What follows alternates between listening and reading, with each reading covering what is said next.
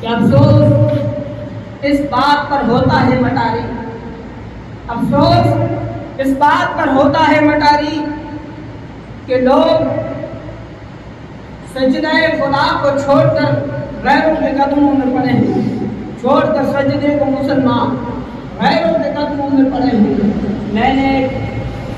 بات دیکھی، کئی مسلمانوں کو دیکھا میں نے کہ جب تھوڑے دن پہلے تہوار گئے تو لوگ مسلمان ہو کر جسے دین اسلام حرام کہتا ہے، جسے قرآن حرام کہتا ہے، جمعے کے اندر اس طرح پڑے ہوئے تھے، اور یہ کہیں دور نہیں، کہیں چھپ کر نہیں، کھلے عام ایسے پڑے ہوئے تھے کہ یہاں پر رب کے گھر کی اذانیں ہو رہی تھی اور وہ اپنے تاشوں کے اندر، اپنے پتوں کے اندر اس طرح پڑے ہوئے تھے کہ پاس میں خدا کا گھر ہے، مسجد سے اذانیں ہو رہی ہے۔ یہ بھی انہیں معلوم نہیں تھا، یہ بھی انہیں معلوم نہیں تھا۔ خدا کی بندوں، تمہیں شرم نہیں آتی؟ تمہیں حیا نہیں آتی؟ ذرا اپنے گریبان کے اندر جان کر دیکھو، کیا تم مسلمان کے گھر پیدا ہوئے ہو کہ مسجد کے بازو کے اندر، مسجد کے بغل کے اندر، مسجد کے پاس بیٹھ کر؟ ارے اذان کا تو حکم یہ ہے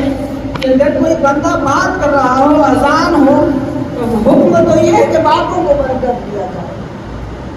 رب معاف کرے، ہم گنہگار ہیں۔ اذان کا حکم تو یہ ہے کہ اگر انسان پانی کا گلاس اٹھائے اور ابھی منہ تک لے جانا چاہتا ہو اور اذان سنے تو تھوڑی دیر کے لیے پانی پینے کو روک دیا جائے۔ حکم تو اذان کا یہ ہے، اذان کا تو حکم یہ ہے کہ دسترخوان لگا ہوا ہو اور روٹی کے ٹکڑے کو اٹھا کر منہ میں ڈالنے سے پہلے اگر اذان سن لے تو کھانے کو روک دیا جائے۔ اذان کے حکم یہ ہے، اور تمہارا عالم یہ ہے کہ ٹھیٹھا مستی گالیاں دے رہے ہو، گالیاں پک رہے ہو، ہاتھ میں تاش کے پتے پڑے ہوئے ہیں، اذانیں ہو رہی ہے، اور خدا کے بندے تمہیں معلوم ہی نہیں ہے کہ اذانیں ہو رہی ہے، معلوم ہی نہیں۔ دنیا کے عشق کے اندر، دنیا کی غفلتوں کے اندر، دنیا کے عیش و آرام کے اندر تم اتنے گم ہو گئے ہو کہ تمہیں پتہ ہی نہیں ہے کہ تمہارا دین کیا ہے، تمہیں پتہ ہی نہیں ہے کہ اذان کا مقصد کیا ہے، تمہیں پتہ ہی نہیں ہے کہ اذان کس لیے دی جاتی ہے۔ ارے تم اپنے اصلی رب کو بھول کر غیر کو خدا بنا بیٹھے ہو، یہ بھی تمہیں معلوم نہیں ہے، یہ بھی تمہیں معلوم نہیں ہے۔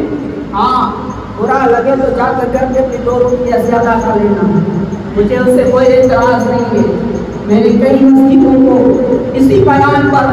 ایسے ہی بیانوں پر چھوڑا ہے اور رب کی رضا کی خاطر چھوڑا ہے، اور میں کھلے عام کہتا ہوں یہ بات، اپنے ذہن کے اندر بھی اتار لینا، اپنے دل کے اندر بھی اتار لینا۔ اے جواریوں، جب تک جو ہے کو شراب کو تم اپنے پاس اپنے ہاتھ میں لے کر گھومتے رہو گے، یاد رکھنا رب کی لعنت تمہارے پر برستی رہے گی اور تم کبھی کامیاب نہیں ہو سکتے، تم کبھی کامیاب نہیں ہو سکتے۔ یاد رہے،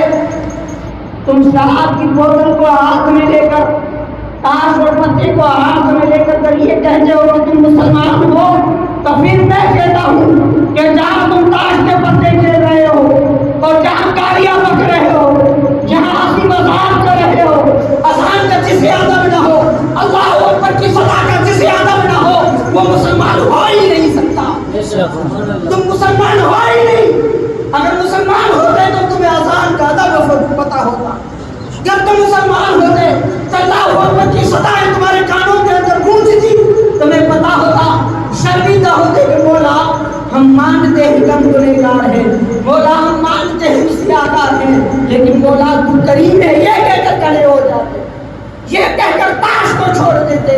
یہ کہہ کر دارو کی بوتل کو چھوڑ دیتے، لیکن تم دنیا کے عشق کے اندر،